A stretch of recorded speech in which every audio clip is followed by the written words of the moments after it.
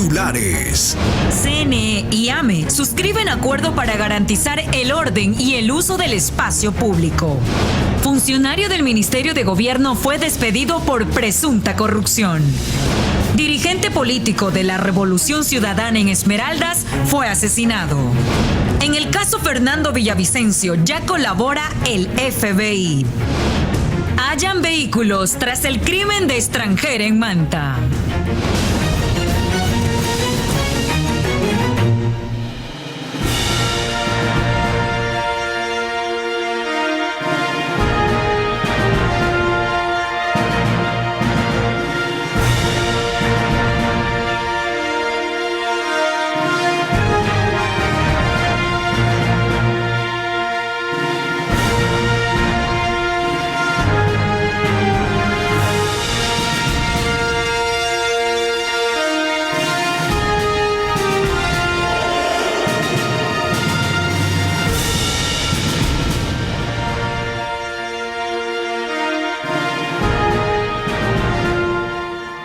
Televidentes, buenos días. En un allanamiento ejecutado en Manabí hubo detenidos y fusiles incautados. De esta forma iniciamos Noticias Soromar en su primera emisión.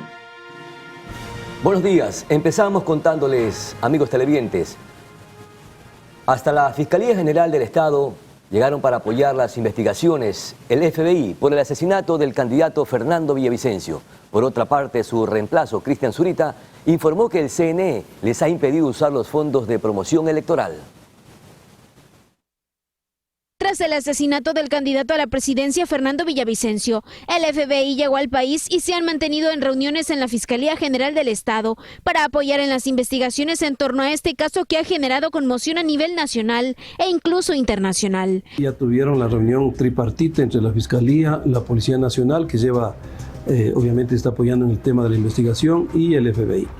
Pero aquí hay algo que decir con absoluta claridad. Quien es la titular de la investigación es la Fiscalía General y obviamente será la institución la que determine el campo de apoyo y de colaboración. Siempre toda colaboración es bienvenida y nosotros lo recibimos con mucho agrado porque al final son tres instituciones que tienen muchísima experiencia en este tema. Adicional a esto, su reemplazo, Cristian Zurita, indicó mediante redes sociales que el CNE les ha impedido de usar el Fondo de Promoción Electoral, por lo que los han dejado sin capacidad de pautar en televisión sus spots. Frente a esto, la entidad electoral respondió que el movimiento ya ha hecho uso de $251,000 de 309,000. Es decir, el 81% del fondo de promoción. Además, el CNE ya notificó a las organizaciones políticas al reemplazo de la candidatura presidencial del Movimiento Construye, por lo que en el plazo de 2 días los partidos podrán presentar objeciones y posterior a ello se elaborará el respectivo informe de calificación y cumplimiento de requisitos, recomendando o no su calificación al Pleno del CNE.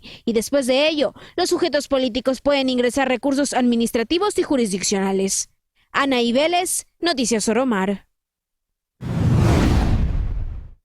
Los atentados contra integrantes de partidos políticos continúan. Este lunes 14 de agosto se registró el asesinato de Pedro Briones, dirigente de la Revolución Ciudadana en Esmeraldas. Según Paola Cabezas, candidata asambleísta por el mismo partido, el dirigente fue asesinado a disparos por presuntos delincuentes. Briones se desempeñaba como director parroquial del movimiento en San Mateo, provincia de Esmeraldas. Hasta el momento, por este hecho, se han pronunciado en redes sociales varios miembros de la Revolución Ciudadana, entre ellos Rafael Correa y la candidata presidencial Luisa González, quienes lamentaron lo ocurrido. En otro tema, el Consejo de la Judicatura desarrollará un taller de capacitación sobre seguridad y autoprotección que estará dirigido a todos los servidores judiciales del país. El objetivo de este seminario es proporcionar información útil para que los funcionarios puedan enfrentar situaciones de riesgo en su entorno laboral y personal. En este sentido, la charla se realizará vía Zoom y tendrá una duración de 2 horas diarias, de lunes a sábado. Mientras tanto, quienes participen de la capacitación el día domingo tendrán que rendir una prueba práctica. Este curso se llevará a cabo en conjunto con la Dirección Nacional Administrativa y las direcciones provinciales, la Dirección General de Inteligencia y la Escuela de Función Judicial. Un clima de vigilancia se vivió en la cárcel regional 4 de Guayaquil, mientras que en los exteriores más de 100 motorizados se manifestaron con camisas blancas. Al parecer, en muestra de respaldo hacia uno de los cabecillas de la banda, recluido en ese recinto. Fue cerca del mediodía cuando desde el ECU 911 se alertó a la policía sobre la presencia de una gran cantidad de motorizados en los exteriores de la cárcel regional. El general Villarroel, comandante de la zona 8, explica que la reacción fue inmediata. Llegamos con aproximadamente 400 motorizados de los diferentes distritos y por lo cual las personas que se encontraban aquí con camisetas blancas salieron del lugar hasta un sector del distrito La Prosperina. En una de las intercepciones se ha logrado realizar algunos operativos en los cuales ya tenemos algunas personas detenidas. Al momento ya se está verificando.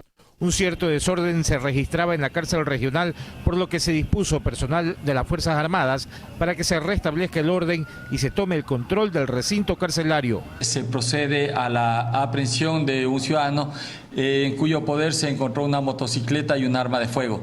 Posteriormente, activadas las unidades de inteligencia y también nuestras unidades tácticas del GIR, el GOE y el GEMA, se fueron a allanar varias viviendas, de las cuales también se pudo aprender se aprendió 3 subametralladoras. El jefe policial aseguró que los operativos y allanamientos continuarán en las próximas horas en diferentes zonas de Guayaquil, donde están desplegados los equipos investigativos a fin de frenar cualquier revuelta de las organizaciones delictivas. Cristian Arias, Noticias Oromar. Amigos televidentes, es momento de hacer una pausa comercial. Al volver, tendremos una entrevista con Pedro Moncayo y Pedro Clotario para conocer detalles de lo que ocurre en nuestro país. Ya regresamos con más.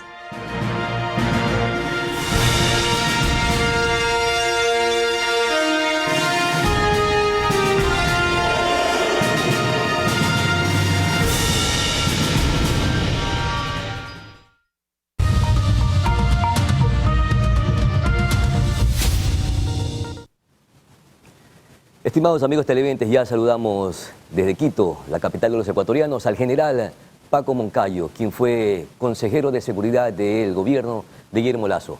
General, buenos días. En este corto tiempo que usted estuvo como consejero de seguridad en el gobierno de Guillermo Lasso, me imagino que obtuvo información relevante, importante, de Estado. ¿En qué medida hemos llegado a convertirnos en ese narcoestado? Bienvenido, general. Muy buenos días. La verdad es que no he recibido ninguna información esclarecedora en estos 2 meses que estuve presentando un proyecto que el gobierno lo aceptó y lo está poniendo en marcha. Lo que sucede con el Ecuador viene de larga data. Entonces, sobre esto hemos escrito tantos artículos, libros, en fin. Lo que hoy estamos padeciendo es fruto de acontecimientos que van más allá, inclusive de nuestro mismo país. Le voy a decir y le voy a enviar un artículo último que se publicó hace unos 15 días. ¿Qué sucede con el Ecuador en realidad? ¿Cuáles son nuestras culpas? ¿Dónde está el mea culpa? Tenemos un Estado muy debilitado. Tenemos unas Fuerzas Armadas que han sido desmanteladas. El espacio aéreo, para poner un ejemplo, por donde transitan las avionetas con la droga, con los dólares, no puede ser controlado si a la Fuerza Armada a la Fuerza Aérea casi le han desaparecido. El Ecuador hoy casi no tiene Fuerza Aérea.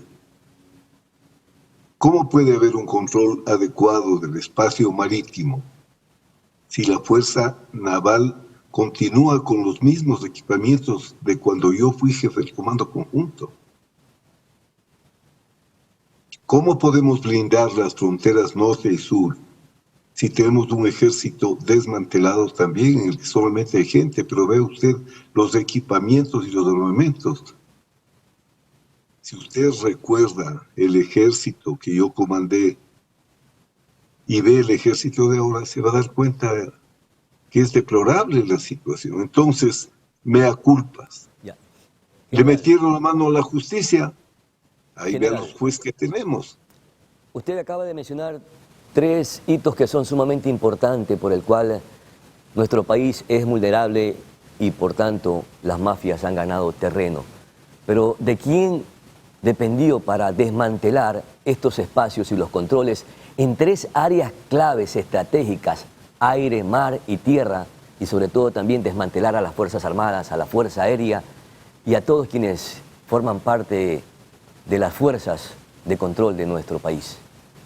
Mire, este es un problema ideológico, es un problema del socialismo del siglo XXI, es un problema de un comunismo mal digerido, criollo y torpe, inventado por el señor Chávez en Venezuela. Según la doctrina del socialismo del siglo XXI, que es una actualización tonta del marxismo-leninismo. Si Marx y Lenin volviesen a la vida, los escupirían. Entonces, según la doctrina de esta gente, las Fuerzas Armadas son el aparato represivo de la burguesía que explota al pueblo. El enemigo son las Fuerzas Armadas. Y está escrito, yo nunca digo algo que no esté escrito. O cooptas a las Fuerzas Armadas para el partido, o tienes que reemplazarlas por unas fuerzas propias. Acuérdese usted. Sí, general, pero entonces tuvieron 6 años para reemplazarlas, para fortalecerlas a las Fuerzas Armadas y no lo hicieron. Y eso es como una excusa burda, inclusive, echarle la culpa a los gobiernos de atrás. Yo creo que estamos en el presente y tuvimos 6 años. No, es que mire, no es tan sencillo. El poder equipar adecuadamente a unas fuerzas tiene que ser algo sostenido. Si usted deja en 15 años de hacerlo, necesitaría poner todo el presupuesto para poder recuperar una situación, para volver a la situación de hace 15 años. Usted no tiene cómo, se abandona, pero hay otros elementos peores, ¿no? Si usted, por ejemplo, en la época a la que hago referencia, en 10 años tuvimos 11 comandantes del ejército, debilitando de esta manera los mandos. Entonces, estos son los problemas internos. General, metieron la mano a la justicia. General, entonces si estamos desarmados, estamos desmantelados, estamos perdidos. Claro, es que lo que estamos viviendo es esa realidad, esa lastimosa realidad. Ahora, déjeme decirle el contexto. Mire, los problemas que vivimos nosotros no son problemas generados del Ecuador. En el Ecuador no tenemos un arbusto de coca, no producimos pasta de coca, no producimos clorhidrato de cocaína, no producimos. Todo el problema nos viene de Colombia. Mire, antes habían las FARC, que era un grupo narco guerrillero, revolucionario, por decir según el nombre de ellos, ¿no?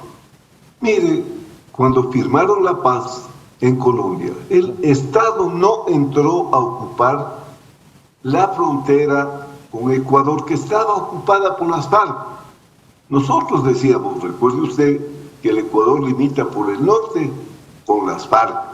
Bueno, antes había las FARC, un solo enemigo.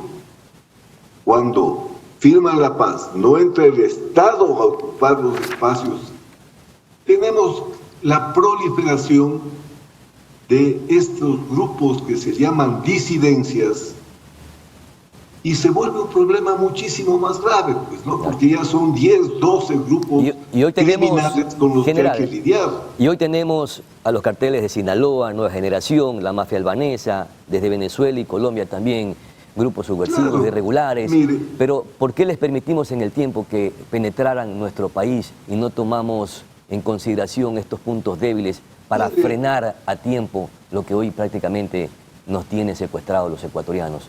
La delincuencia, el crimen transnacional. Por supuesto, su pregunta es absolutamente clara. Este momento, en el Ecuador están operando las mafias italianas, las mafias de los Balcanes, los cárteles de México, Jalisco de Nueva Generación, está operando además los grupos organizados delincuenciales colombianos y los nuestros, los lobos, los choneros, etcétera. Esos son los brazos violentos de estas mafias. Son grupos subalternos que obedecen a estas mafias. Sí, pero también hay cosas que probablemente están en nuestras manos y que debemos darle mucha más dedicación, y sobre todo el servicio de inteligencia de nuestro país debe de trabajar. Parecería ser que carecemos de esta actividad. Mire usted, mi querido general, dos denuncias claves que se han hecho y están prácticamente en el aire. La de los narcos generales y que detrás de las mafias criminales están las mafias políticas. Todas estas denuncias han quedado en el aire, no hay investigación. ¿A qué se dedica el servicio de investigación en nuestro país o de inteligencia? ¿O carecemos también de los instrumentos que usted menciona y está totalmente desmantelado? Mire, lo que usted plantea es absolutamente claro. Ahí está el problema. ¿Cómo es posible que mataron al general Gabela? No se sabe quién. Mataron al periodista Valdivieso, hasta ahora no sabe quién. Entonces, hoy acaban de asesinar al alcalde de Manta, no se sabrá nunca. Acaban de matar al candidato Villavicencio, ¿se sabrá algún día? A un directivo, a un dirigente de la Revolución Ciudadana en Esmeraldas también fue víctima de un atentado criminal. Es decir que, general, están atentando contra la vida de actores políticos. ¿Qué nos dice el radar por allí? ¿Por qué estos atentados contra quienes están en las actividades políticas de nuestro país? ¿Qué hay detrás de esto? Mire, los criminales, los grupos criminales ya no son delincuencia, ¿no es cierto?, común. Los grupos criminales son actores políticos. Esto sabe todo el que ha estudiado de estos temas. Los grupos criminales no le combaten normalmente al Estado, tratan de cooptarlo, de tener sus propios jueces, sus propios alcaldes, sus propios militares, Y ahí viene la corrupción, ¿no es cierto? Porque los corrompen o los amedrentan. No todos los jueces son corrompidos, hay algunos a los que les amedrentan, amenazándoles a sus hijos, a sus esposas, pero la corrupción es la base sobre la que el crimen controla al Estado. Financian campañas electorales, tienen sus propios alcaldes, tienen sus propios asambleístas, pero si esto ya pasó en Colombia, es absurdo que nos haya llegado a pasar por inoperancia nuestra lo que hoy estamos viviendo. General, lo cierto es que estamos frente a esta grave realidad. 2021, la tasa de homicidio fue de 13 por cada 100.000 habitantes. En 2022 subió a 22.6. En 2023 se espera que alcance a 40 por cada 100.000 habitantes. ¿Hay cómo frenar esta escalada de violencia o no estamos en condiciones de hacerlo? Necesitamos cooperación internacional, porque hasta este minuto el gobierno actual del presidente Guillermo Lasso no ha hecho absolutamente nada, o en su defecto ha tomado medidas tibias, y así no vamos a controlar ni a neutralizar a las bandas criminales que nos tienen aterrorizados los ecuatorianos. Así es, como usted dice, pero no olvide que hay dos grandes responsables. Por eso le digo, es un cuadro muy complejo.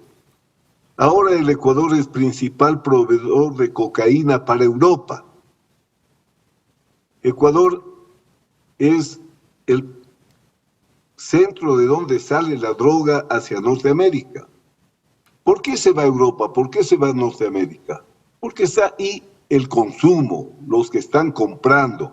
Mire, hay que decirlo, el señor Lasso, el señor presidente Lasso, hace más de un año le presentó al señor Biden un plan de asistencia por 5.000 millones. Cero, ni un solo centavo. Los Estados Unidos no asumen tampoco sus responsabilidades. Mire usted lo que está pasando en Colombia. Ahora el señor Petro le está culpando al fentanilo, en lugar de asumir el control de su país, de su territorio. Ahora, como cayó el precio de la coca, por exceso de producción, están dolidos de los pobres cocaleros que están pasando hambre. Entonces, aquí es un problema internacional. El Ecuador está entre los dos más grandes productores de cocaína, Colombia y Perú. Si no hay una política internacional, y esa es una de las fallas que tenemos en el gobierno ecuatoriano, una cancillería lenta que no actúa o no se ha puesto en la prioridad de la política exterior un tema como esto. Perfecto. Ahora, también hay una explicación que le voy a dar porque la gente debe saber. Sí. No se puede la idea, hablar... general, por favor. Sí. Sí, cerremos la idea para concluir. Dele. El porqué de este gran salto en cuanto a los homicidios intencionales por 100.000 habitantes. Claro, es un salto increíble, ¿no es cierto?, de haber estado hasta con 4, 7, 13 y haber llegado a 26 y con una proyección todavía más alta. Hay otras razones que hay que decirlas. Esto fue agravado enormemente por la pandemia, porque más de un año toda la droga no se pudo vender, no pudieron vender los cárteles porque estaban cerrados los canales de comercio. ¿Y por dónde sale la droga? Sale por los puertos. Y si no hay estas vías de comercio, entonces se estoquearon de droga y comenzaron a salir de la droga. Durante este lapso que no había cómo vender la droga, se pasaron a la minería ilegal. Por eso usted ve esta explosión también de minería ilegal en el Ecuador, porque los criminales tienen varias opciones. Si está bajo el tema de la coca, entonces la minería ilegal, el tráfico de personas. Esto es lo que está pasando. Y no vamos a salir de esto si no hay una actitud, primero del país. Mire, ¿qué hizo Colombia? Hay que aprender. Cerremos la idea, por favor, general, para concluir la entrevista. Le quedo muy agradecido. Sí, mire, con esto, Breve, por favor, Colombia, ¿qué hizo? Fortalecer al Estado, reformar totalmente el Poder Judicial. Metieron presos alrededor de 50 políticos que estaban en relación con el narcotráfico. Y, por supuesto, lograron el Plan Colombia, por el cual los Estados Unidos metieron no los 5.000 que pedía el Ecuador, sino el doble. Entonces, hay que hacer las cosas. Todo el mundo sabe lo que hay que hacer. Lo que se necesita aquí pero no se es hacen. que Muchísimas gracias, hacer. mi querido general, por sus importantes aportes. Aquí queda una pregunta flotando. ¿Cómo debemos enfrentar a las mafias? ¿Debemos de ceder al diálogo con ellos o debemos de ser contundentes, implacables? ¿Pero qué originaría esto? Más violencia. Porque nuestras autoridades, en este caso el presidente Guillermo Lasso y todo su equipo, le queda debiendo y de largo al país en tema de seguridad. Y así nos encontramos. Tenemos más información. Muchísimas gracias, general Paco Moncayo. Con Katy. Adelante, por favor.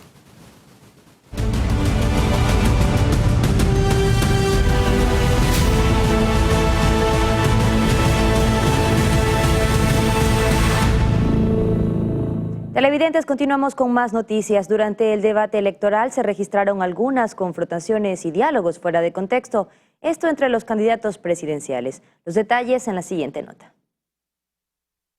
Durante el debate electoral realizado el domingo 13 de agosto, algunos candidatos parecían no entender la temática. ¿Cómo va a financiar las...? Terminó su tiempo. Me repite la pregunta, por favor, porque ustedes interrumpen a cada rato y no dejan de contestar. Por favor, repítame la pregunta. Interrumpimos porque le damos respeto al reglamento. Candidato Arminjos. Por favor. Cortamos porque nos corresponde como moderadores, candidato Arminjos.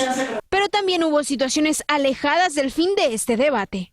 Escoja 2 soldados legionarios, los mejores de usted, y le invito al terreno, una cancha de vóley para jugar un eco vóley, y ahí le doy la chulla y tomamos un misquitullito.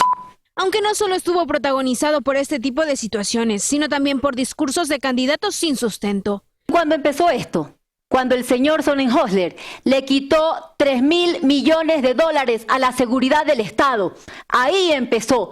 las muertes, la tristeza, el dolor de salir a las calles sin seguridad. O imprecisiones al momento de dar cifras. Su plan de inversión en seguridad son 1.200 millones de dólares. ¿Cómo lo vamos a conseguir? Implementando una empresa pública para la Policía Nacional. Hoy, todas las multas se pierden en la Agencia Nacional de Tránsito. Cerca de 250 a 300 millones de dólares anuales que se pierden. Vamos a coger todo ese dinero, invertirlo en la seguridad de los ecuatorianos. Y con eso vamos a poder financiar todos los proyectos que tenemos en cárceles. Y estas en realidad fueron tan solo algunas de las incongruencias que se registraron en un debate donde los candidatos desperdiciaron la oportunidad de explicar sus propuestas. Anaí Vélez, Noticias Oromar. Y en vista de la proximidad del proceso electoral, el Registro Civil anunció que ampliará la atención en 17 agencias del país para el servicio de cedulación. Desde este 14 de agosto hasta el 18 de este mismo mes, el Registro Civil amplió sus horarios de atención debido a las elecciones anticipadas que se llevarán a cabo este domingo. Para acceder al servicio, los usuarios deben pagar en línea o en efectivo en los puntos de pago afiliados y luego de eso agendar un turno a través de la pestaña Registro Civil en línea.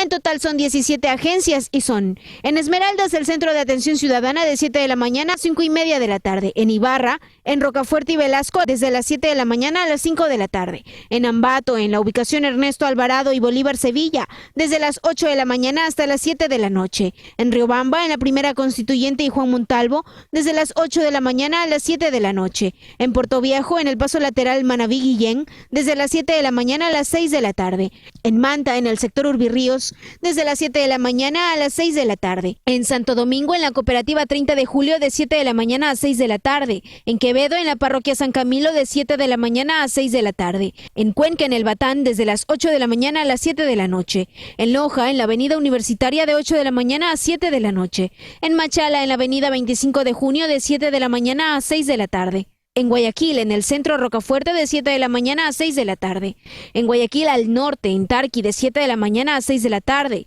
al sur, en la 25 de Julio y Los Esteros, desde las 7 de la mañana a las 6 de la tarde; en Quito, en el Iñaquito, de 8 de la mañana a 7 de la noche; en San Blas, de 7 de la mañana a 6 de la tarde; y en Quitumbe, de 7 de la mañana a 6 de la tarde. Recordemos que el costo del servicio es de $16 por renovación. Además, los de atención prioritaria no requieren de una cita para acceder al servicio. Anaí Vélez, Noticias Oromar. La presidenta del CNE, Diana Tamaín, en representación de la función electoral, suscribió un acuerdo con Johnny Firmat, director ejecutivo de la Asociación de Municipalidades Ecuatorianas AME, a fin de fortalecer la participación democrática de la ciudadanía en los comicios electorales del 20 de agosto.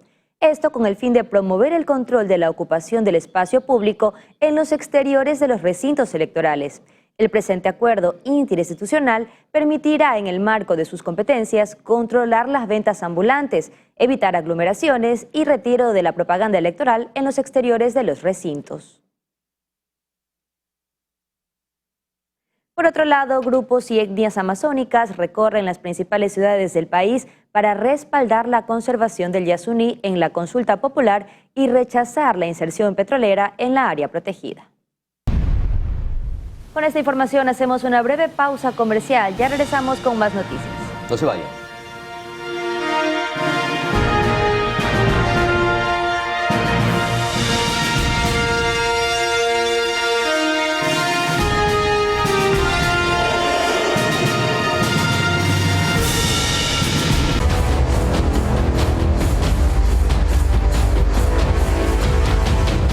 Amigos, gracias por seguir en sintonía.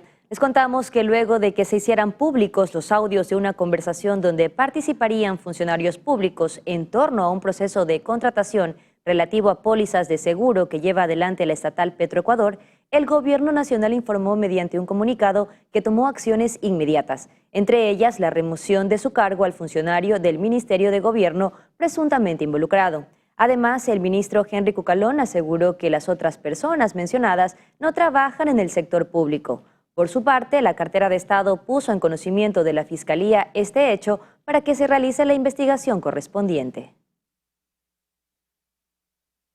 Ahora les contamos que aunque existe una disposición de extensión de plazo para los contratos a las telefónicas entre el Estado con Conecel, que es quien tiene la marca Claro en el país, aún se desconoce la prórroga de dichos contratos, por lo que la Asociación de Empresas de Telecomunicaciones de Ecuador espera que la ampliación sea suficiente para asegurar la debida continuidad del proceso de renovación para las distintas telefonías. Y según datos recopilados por el Banco Central del Ecuador, el indicador de riesgo en el país cerró este 13 de agosto en 1.822 puntos. Esto frente al récord alcanzado el 3 de agosto, cuando llegó a 2.035, lo cual posicionó al Estado como el segundo país con más riesgo en América Latina. Esto se da a pocos días de las votaciones anticipadas que se llevarán a cabo el 20 de agosto. Este estudio refleja las probabilidades de que un Estado caiga en mora y no pague su deuda externa.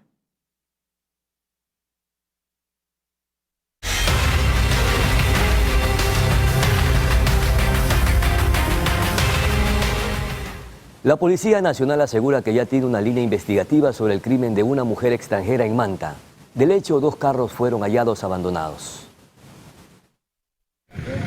Como Nicole Rosalí Llanes Onofrio, de 25 años de edad y de nacionalidad venezolana, fue identificada la víctima de un nuevo ataque a tiros registrado en Manta. Se pudo encontrar varios indicios balísticos en el lugar y según las versiones de los moradores estaban inmersos 2 vehículos, dentro de los cuales se están realizando las diligencias para recabar información, direccionar acciones y poder dar con el paradero de los causantes de este evento.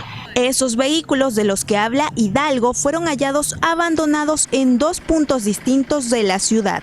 El vehículo automóvil blanco, como se encuentra en la parte posterior, como un vehículo tipo Jeep color café, Hyundai Tucson, el mismo que también dejan abandonando. Una vez que se están levantando los indicios, podemos determinar cómo se han dado los eventos. Igual se encuentran algunas situaciones que se están levantando para poder direccionar con el eje investigativo y accionar del señor fiscal con las situaciones pertinentes para poder dar con los paraderos de los causantes. Los moradores de la escena del crimen, que se registró a un costado del Coliseo Lorgio Pino Argote y la urbanización Manta Azul, lamentaron este hecho violento. Qué pena, y cada día pena una chica joven. Además, la policía del distrito asegura que ya tiene una línea investigativa del caso y el cadáver fue llevado al centro forense de la ciudad de Manta para la necropsia de ley. Naomi Mendoza, Noticias Soromar.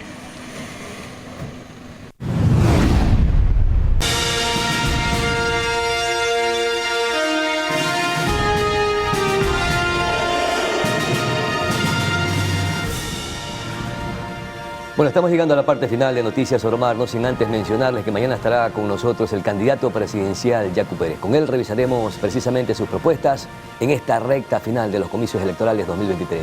Muchísimas gracias, Pedro. Amigos televidentes, a ustedes también por su fiel sintonía. Será hasta el día de mañana. Buenos días.